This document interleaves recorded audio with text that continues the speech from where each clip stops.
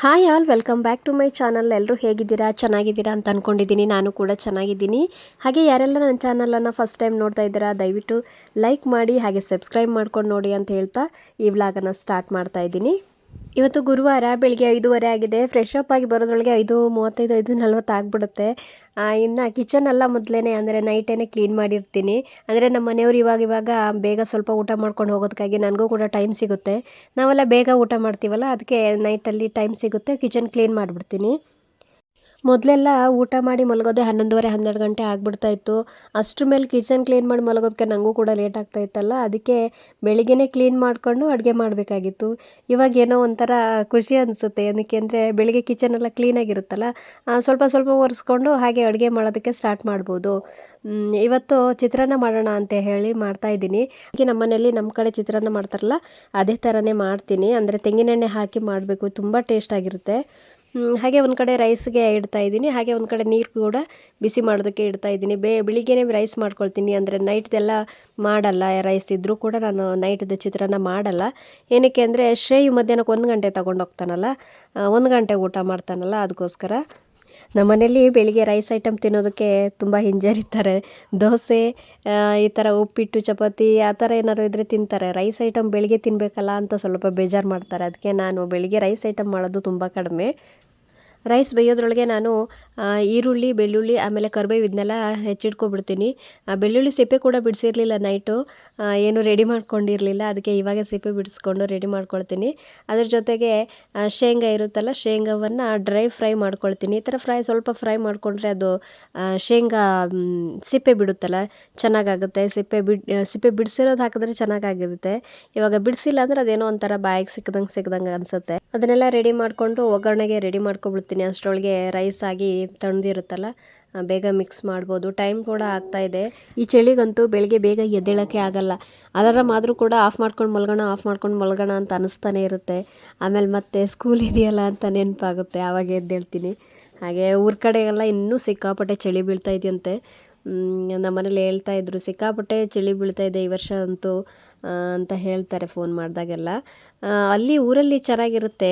ಚಳಿ ಆದರೆ ಕಟ್ಟಿಗೆ ಒಲೆ ಇರುತ್ತಲ್ಲ, ಬೆಂಕಿ ಒಲೆ, ಹಾಗೆ ಬಾತ್ರೂಮಲ್ಲೆಲ್ಲ ಕಟ್ಟಿಗೆ ಒಲೆನೇ ಯೂಸ್ ಮಾಡ್ತೀವಲ್ಲ, ಕಟ್ಟಿಗೆ ಒಲೆಯಲ್ಲಿ ಬೆಂಕಿ ಹಾಕ್ಕೊಂಡು ಕೂತ್ಕೊಂಡ್ರೆ ಚಳಿ ಕಾಯಿಸೋದು ಭಾಳ ಖುಷಿ. ಕಟ್ಟಿಗೆ ಒಲೆಯಲ್ಲಿ ಬೆಂಕಿ ಕಾಯಿಸೋದು ಅಂದರೆ ಭಾಳ ಖುಷಿ ಆಗುತ್ತೆ. ನಾವು ಊರಿಗೆ ಹೋದರೆ ಇವಾಗಲೂ ಕೂಡ ಬೆಂಕಿ ಮುಂದೆ ಕೂತ್ಕೋತೀವಿ. ಅದೇನೋ ಖುಷಿ ನಮಗೆ ಮೊದಲಿಂದನೂ.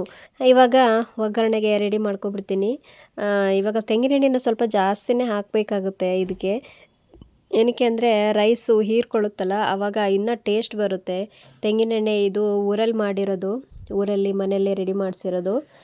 ಅಂದರೆ ಕಾಯಿಗಳು ಜಾಸ್ತಿ ಇರೋದಕ್ಕಾಗಿ ತೆಂಗಿನೆಣ್ಣೆಯನ್ನು ನಾವು ಕೊಂಡ್ಕೊಳ್ಳಲ್ಲ, ಮನೆಗೆ ಬೇಕಾಗೋಷ್ಟು ಆಗುತ್ತೆ. ಇವಾಗ ಎಣ್ಣೆ ಹಾಕಿ ಬಿಸಿ ಆದಮೇಲೆ ಸಾಸಿವೆ, ಕರಿಬೇವು, ಈರುಳ್ಳಿ, ಬೆಳ್ಳುಳ್ಳಿ ಸ್ವಲ್ಪ ಜಜ್ಜಿ ಹಾಕಿದ್ದೀನಿ. ನಾನಿಲ್ಲಿ ಕಡಲೆಬೇಳೆ, ಉದ್ದಿನಬೇಳೆ ಏನೂ ಹಾಕ್ತಾಯಿಲ್ಲ. ಏನಕ್ಕೆ ಅಂದರೆ ಶೇಂಗಾ ಹಾಕ್ತೀನಲ್ವ, ಅದು ಬೇಡ, ಇದು ಅಂದರೆ ಎಲ್ಲ ಬಾಯಿಗೆ ಸಿಗುತ್ತೆ ಬೇಡ ಅಂಥೇಳಿ ಅದನ್ನು ಹಾಕ್ತಾಯಿಲ್ಲ. ಇದನ್ನೆಲ್ಲ ಚೆನ್ನಾಗಿ ಫ್ರೈ ಮಾಡ್ಕೊಳ್ತೀನಿ. ರೈಸ್ ಆಯಿತು, ಆಫ್ ಮಾಡಿದ್ದೀನಿ. ಅದು ಬಿಸಿ ತಣಿಬೇಕು ಸ್ವಲ್ಪ. ನಾನಿಲ್ಲಿ ಬ್ಯಾಡಗಿ ಮೆಣಸನ್ನು ಇವಾಗ ಕಟ್ ಮಾಡಿ ಹಾಕ್ತಾಯಿದ್ದೀನಿ. ನಾನು ಹಸಿಮೆಣಸನ್ನು ಯೂಸ್ ಮಾಡಲ್ಲಲ್ಲ, ಅದಕ್ಕೆ ಅದು ಮರ್ತೋಗ್ಬಿಡುತ್ತೆ. ಎಲ್ಲದಕ್ಕೂ ಚಿಲ್ಲಿ ಪೌಡ್ರ್ ಯೂಸ್ ಮಾಡಿ ಹಸಿಮೆಣಸು ಯೂಸ್ ಮಾಡೋದು ಮರ್ತೋಗ್ಬಿಟ್ಟಿದ್ದೆಲ್ಲ, ಅದಕ್ಕೆ ಇವಾಗ ಬ್ಯಾಡಗಿ ಮೆಣಸನ್ನು ಹಾಕಿ ಫ್ರೈ ಮಾಡ್ಕೊಳ್ತೀನಿ. ಹಸಿಮೆಣಸು ಹಾಕಿದ್ರೆ ಸ್ವಲ್ಪ ಖಾರ ಬಿಟ್ಕೊಂಡ್ಬಿಡುತ್ತೆ, ಶ್ರೇಯು ತಿನ್ನಲ್ಲ ಅದಕ್ಕೆ. ಇವಾಗ ಇದಕ್ಕೆ ಸಿಪ್ಪೆ ಬಿಡಿಸಿರೋ ಶೇಂಗಾ, ಅರಿಶಿನ ಪುಡಿಯನ್ನು ಹಾಕಿ ಮಿಕ್ಸ್ ಮಾಡ್ಕೊಳ್ತೀನಿ. ನಾನು ಇದಕ್ಕೆ ಇವಾಗ ಉಪ್ಪನ್ನು ಸೇರಿಸಲ್ಲ ಮತ್ತು ಲಿಂಬೂ ಸೇರಿಸಲ್ಲ, ಡೈರೆಕ್ಟಾಗಿ ರೈಸ್ಗೆ ಸೇರಿಸ್ಕೋತೀನಿ. ಒಂದೇ ಸಾರಿ ಮಿಕ್ಸ್ ಮಾಡಿದ್ರಾಯ್ತು ಅಂಥೇಳಿ. ರೈಸು ಇನ್ನೂ ಸ್ವಲ್ಪ ಬಿಸಿ ಇರೋದ್ರಿಂದ ಹಾಗೆ ಒಂದು ದೊಡ್ಡ ಬೌಲ್ಗೆ ಹಾಕ್ಕೊಬಿಡ್ತೀನಿ. ನೋಡಿ ಸಿಕ್ಕಾಪಟ್ಟೆ ಬಿಸಿ ಇದೆ, ಸ್ವಲ್ಪ ಹಾಕ್ಕೊಂಡ್ರೆ ಬಿಸಿ ಆರುತ್ತೆ, ಮಿಕ್ಸ್ ಮಾಡೋದಕ್ಕೆ ಚೆನ್ನಾಗಾಗುತ್ತೆ. ಇಲ್ಲಾಂದರೆ ಬಿಸಿ ಇರುವಾಗಲೇ ಮಿಕ್ಸ್ ಮಾಡಿಕೊಂಡ್ರೆ ರೈಸ್ ಎಲ್ಲ ಮತ್ತು ಕಟ್ಟಾಗುತ್ತೆ, ಅಷ್ಟೊಂದು ನೋಡೋದಕ್ಕೂ ಚೆನ್ನಾಗಾಗಲ್ಲ ಮತ್ತು ತಿನ್ನೋದಕ್ಕೂ ಅಷ್ಟೊಂದು ರುಚಿ ಆಗಲ್ಲ. ನಾನಿವಾಗ ಇದಕ್ಕೇ ಉಪ್ಪು ಮತ್ತು ಲಿಂಬು ಹಾಕ್ತೀನಿ. ಅದ್ರ ಜೊತೆಗೆ 1 ಸ್ಪೂನು ಸಕ್ಕರೆ ಕೂಡ ಹಾಕ್ತೀನಿ. ಸಕ್ಕರೆ ಹಾಕಿ ಮಾಡಿ ನೋಡಿ ನೀವು. ಅಂದರೆ ಜಾಸ್ತಿ ಹಾಕಿದ್ರೆ ಸ್ವೀಟ್ ಆಗಿಬಿಡುತ್ತೆ. ಜಸ್ಟ್ 1 ಸ್ಪೂನ್ ಹಾಕಿ ಸಾಕಾಗುತ್ತೆ. ಏನೋ ಒಂಥರ ಅದರ ಟೇಸ್ಟೇ ಸ್ಪೆಷಲ್ ಆಗಿ ಕೊಡುತ್ತೆ. ಹಾಗೆ ಉಪ್ಪು ಸಕ್ಕರೆ ಎಲ್ಲ ಹಾಕ್ಬಿಟ್ಟು ಇದಕ್ಕೇ ಒಗ್ಗರಣೆ ಹಾಕಿ ಒಂದೇ ಸರಿ ಮಿಕ್ಸ್ ಮಾಡಿಬಿಡ್ತೀನಿ. ಒಗ್ಗರಣೆ ಅಂದರೆ ಚಿತ್ರಾನ್ನ ರೆಡಿ ಆಯಿತು.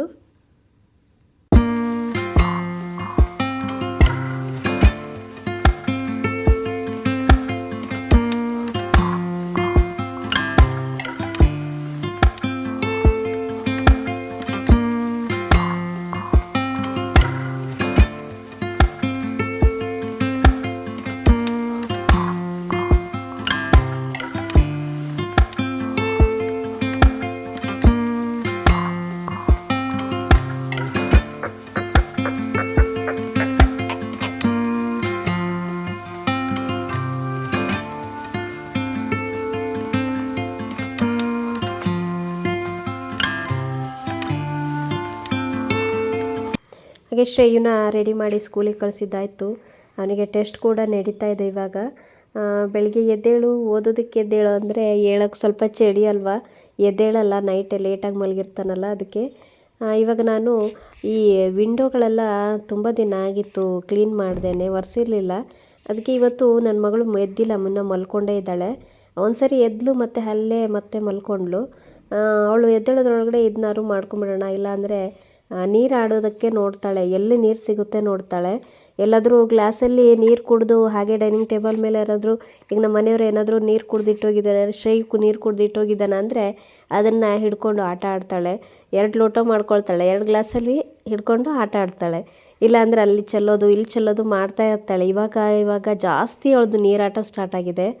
ಅದಕ್ಕೆ ಬಕೆಟೆಲ್ಲ ಆಮೇಲೆ ಕೆಳಗಡೆ ಕೆಡಗ್ತಾಳಲ್ಲ ಅಂಥೇಳಿ ಅವಳು ಎದ್ದೇಳೋದ್ರೊಳಗೆ ಇದನ್ನೇ ಮಾಡ್ಕೊಬಿಡೋಣ ಅಂಥೇಳಿ ಮಾಡ್ತಾಯಿದ್ದೀನಿ. ನಾವು ಎಷ್ಟೇ ಕ್ಲೀನ್ ಮಾಡಿಕೊಂಡ್ರೂ ಅಂದರೆ ಪೇಂಟಿಂಗ್ ಮಾಡಿಸಿಲ್ಲಲ್ಲ, ಇವಾಗ 7 ವರ್ಷ ಆಯಿತು, ಇನ್ನು ಪೇಂಟಿಂಗ್ ಮಾಡಿಸಿಲ್ಲ. ನಾವು ಸ್ಟಾರ್ಟಿಂಗ್ ಬಂದಾಗಲೇ ಮಾಡಿಸಿರೋದಷ್ಟೇ. ಇನ್ನು ಮನೆ ಖಾಲಿ ಮಾಡಬೇಕು ಅಂತ ಇದ್ದೀವಿ, ನೋಡಬೇಕು ಏನಾಗುತ್ತೆ ಏನಂತ. ಅದಕ್ಕೆ ಎಷ್ಟೇ ನಾವು ಕ್ಲೀನ್ ಮಾಡಿದ್ರೂ ಮನೆ ಅಷ್ಟೊಂದು ಕ್ಲೀನಾಗಿ ಕಾಣಿಸಲ್ಲ, ಯಾಕೆ ಅಂದರೆ ಗೋಡೆ ಮೇಲೆಲ್ಲ ಗೀಚಿದ್ದಾನಲ್ಲ, ಅದಕ್ಕೋಸ್ಕರ. ಮನೆ ಚೇಂಜ್ ಮಾಡಿದ್ರೆ ಈ ಥರ ಈಗ ವಿಂಡೋ ಸ್ಕ್ರೀನ್ಗಳಾಗಿರ್ಬೋದು, ಆಮೇಲೆ ಸೋಫಾ ಕವರು ಅದನ್ನೆಲ್ಲ ಚೇಂಜ್ ಮಾಡಬೇಕು ಅಂತ ಇದ್ದೀನಿ. ನೋಡಬೇಕು ಏನಾಗುತ್ತೆ ಅಂಥೇಳಿ. ಎಲ್ಲ ಸುಮಾರು ಹಳೇದಾಯ್ತು ಅದು. ಹೇಗಿದ್ದರೂ ರೂಮ್ ಚೇಂಜ್ ಮಾಡಿದ್ರೆ ಅಲ್ಲಿ ಹೋಗಿ ಮತ್ತೆ ಬೇರೆದು ಹಾಕೋಣ ಆ ಥರ ಏನೋ ಒಂಥರ ಮೈಂಡಲ್ಲಿ ಫಿಕ್ಸ್ ಆಗೋಗಿದೆ. ಸೋಫಾಕ್ಕೂ ಕೂಡ ಈ ವುಡ್ ಆಯಿಲ್ ಏನೋ ಹೊಡಿತಾರಲ್ಲ, ಅದನ್ನೂ ಕೂಡ ನಾವು ಹೊಡೆಸಿಲ್ಲ ಒಂದು ಸರಿನೂ. ಸೋಫಾ ತಂದಾವಾಗ ಹೊಡೆದಿರೋದೆ, ಅಷ್ಟ್ರ ಮೇಲೆ ಒಂದು ಸರಿನೂ ಹೊಡೆಸಿಲ್ಲ. ಅದಕ್ಕೂ ಕೂಡ ಹೊಡೆಸ್ಬೇಕು ಅಂತ ಇದ್ದೀವಿ. ನನ್ನ ಮಗಳು ಸ್ವಲ್ಪ ಒಂದು ವರ್ಷಕ್ಕಿಂತ ಹಿಂದೆ ಒಂದು 4-5-6 ತಿಂಗಳಾದವಾಗ ಪೇಂಟ್ ಮಾಡಿಸೋಣ ಅಂದ್ಕೊಂಡ್ವಿ. ಮತ್ತು ಪೇಂಟ್ ಸ್ಮೆಲ್ ಇರುತ್ತಲ್ಲ, ಅದಕ್ಕೆ ಬೇಡ ಅಂಥೇಳಿ ಆಮೇಲೆ ಆವಾಗ ಸುಮ್ಮನಾದ್ವಿ. ಇವಾಗ ಅಲ್ಲಿಂದ ಇಲ್ಲಿವರೆಗೂ ಅದು ಪೇಂಟ್ ಮಾಡಿಸೋದಕ್ಕೂ ಆಗಿಲ್ಲ. ಆಮೇಲೆ ಈ ಥರ ಏನೇನೋ ತಲೆಯಲ್ಲಿ ಯೋಚನೆಗಳು ಓಡುತ್ತೆ, ಮನೆ ಚೇಂಜ್ ಮಾಡಿದ್ರು ಸುಮ್ಮನೆ ವೇಸ್ಟ್ ಆಗುತ್ತಲ್ಲ ಅಂತ. ಹಾಗೆ ಮುಂದೆ ಹಾಕ್ಕೊಂಡು ಬರ್ತಾನೇ ಇದ್ದೀವಿ. ಮನೇಲಿದ್ದರೆ ಕೆಲಸಗಳಿರಲ್ಲ ಅಂತಾರೆ. ಡೈಲಿ ಒಂದೊಂದು ಕೆಲಸ ಇರುತ್ತೆ. ಒಂದಿನ ಫ್ರೀ ಇರೋಣ ಅಂತಂದರೆ ಅದು ಸ್ವಲ್ಪ ಕಷ್ಟನೇ. ಈ ಮಕ್ಕಳು ಹಿಡ್ಕೊಂಡು ಫ್ರೀ ಇರೋಕ್ಕಾಗಲ್ಲ ಬಿಡಿ. ಇನ್ನು ಬಟ್ಟೆ ವಾಶ್ಗೆ ಹಾಕೋದಿದೆ, ಸುಮಾರು 2 ಸಾರಿನೇ ಹಾಕಬೇಕೇನೋ, ಅಷ್ಟು ಬಟ್ಟೆಗಳಿದ್ದಾವೆ. ಏನಕ್ಕೆ ಅಂದರೆ 1 ವಾರ ಆಯಿತು, ಯಾಕೋ ಸರಿಯಾಗಿ ನೀರೇ ಬರ್ತಾ ಇಲ್ಲ. ಅಂದರೆ ಅವತ್ತಿಂದ ಅವತ್ತಿಗೆ ಆಗ್ತಾಯಿದೆ ನೀರು. ಅಂದರೆ ವಾಷಿಂಗ್ ಮಿಷಿನಲ್ಲಿ ಹಾಕೋದಕ್ಕೆ ಫೋರ್ಸಾಗಿ ಬರಬೇಕಲ್ಲ ನೀರು. ಸ್ವಲ್ಪ ಸಣ್ಣ ಬರ್ತಾಯಿದೆ ಅಂತಂದ್ರೂ ಚೆಕ್ ಯುವರ್ ವಾಟರ್ ಸಪ್ಲೈ ಅಂತ ತೋರಿಸ್ಬಿಡುತ್ತೆ. ಅದಕ್ಕೆ ಕೈಲಿ ವಾಶ್ ಮಾಡೋ ಬಟ್ಟೆಗಳಿದ್ದಾವೆ. ಇವತ್ತು ಸ್ವಲ್ಪ ಕೈಲಿ ವಾಶ್ ಮಾಡೋ ಬಟ್ಟೆಗಳನ್ನ ವಾಶ್ ಮಾಡ್ಕೊಬಿಡೋಣ ಅಂತ ಇದ್ದೀನಿ. ಅಂದರೆ ಹೊಸ ಬಟ್ಟೆಗಳು, ಇಲ್ಲ ಅಂದರೆ ನನ್ನ ಮಗಳ ಬಟ್ಟೆಗಳು, ಈ ಫ್ರಾಕ್ಗಳೆಲ್ಲ ಇರ್ತಾವಲ್ಲ, ಅದನ್ನ ಕೈಲೇ ವಾಶ್ ಮಾಡ್ತೀನಿ ನಾನು. ಇವತ್ತು ಅದನ್ನ ಮಾಡ್ಕೊಬಿಡೋಣ ಅಂತ ಇದ್ದೀನಿ. ಮಲಗಿದ್ರೆ ಮಾಡ್ತೀನಿ. ಅವಳು ಮಲಗಿಲ್ಲ ಎದ್ಬಿಟ್ಟಿದ್ದಾಳೆ ಅಂದರೆ ಅದು ಮಾಡಬೇಕಾಗಲ್ಲ. ಬಾತ್ರೂಮಲ್ಲಿ ಬಂದ್ಕೊಂಡು ನೀರಾಟ ಆಡ್ತಾಳೆ, ಬಾತ್ರೂಮ್ ನೀರು ಕುಡಿಯೋದಕ್ಕೆಲ್ಲ ಹೋಗ್ತಾಳೆ.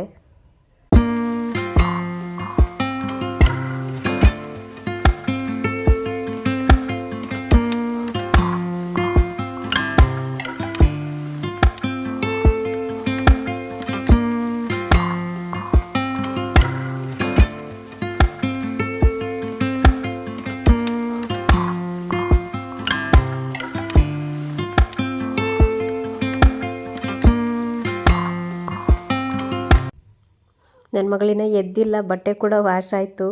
ಬೆಳಿಗ್ಗೆ ಒಂದು ಸ್ವಲ್ಪ ಎದ್ದಿದ್ಲಲ್ಲ, ಎದ್ದು ಹಾಲು ಕುಡ್ದಿದ್ಲು, ಅದಕ್ಕೆ ಮಲ್ಕೊಂಡಿದ್ದಾಳೆ. ಬಟ್ಟೆ ವಾಶ್ ಮಾಡ್ಕೊಬಿಟ್ಟೆ. ಡೋರ್ ತೆಗೆದೆ ಅಲ್ಲ ಸೌಂಡ್ ಆಯಿತು, ಹಾಗೆ ಎದ್ಬಿಟ್ಲು.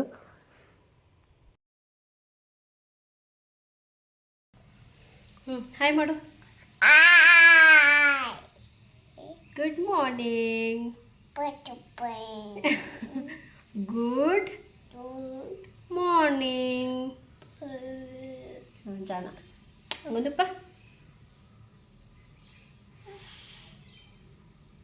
ಕೂಡ. Thank you. ಆಟ ಆಡು ಇವಾಗ. ನಾನು ಬಟ್ಟೆ ಒಣಸು ಬರ್ತೀನಿ, ಆಟ ಆಡ್ತಾ ಇರ್ತೀಯಾ?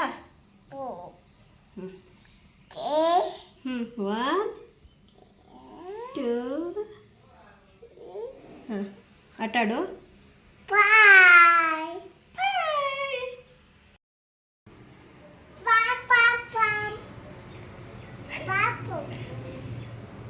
ಬಾ ಬಾ ಬೇಬಿ, ಬಾ ಇಲ್ಲಿ. ನೈಸ್. ಹಾಂ ಚಾಕೆ ಕೊಡ್ತೀನಿ ಬಾ.